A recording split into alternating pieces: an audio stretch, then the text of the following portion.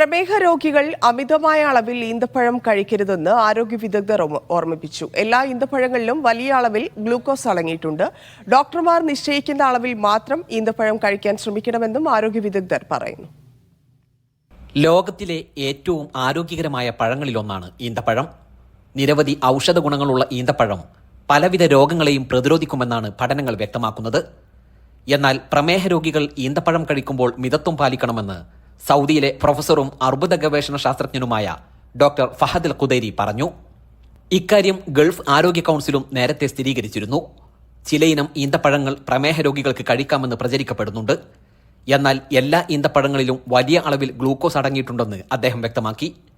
വിവിധ ഇനങ്ങളിൽപ്പെട്ട ഈന്തപ്പഴങ്ങളിൽ അടങ്ങിയിട്ടുള്ള കലോറിയും പഞ്ചസാരയുടെ അളവും ഏകദേശം സമാനമാണെന്നും അദ്ദേഹം പറഞ്ഞു. അതിനാൽ പ്രമേഹ രോഗികൾ ഈന്തപ്പഴം അമിതമായി കഴിക്കരുത്.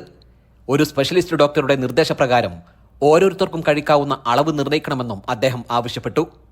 Gafoor Kondotty, media 1, Jeddah.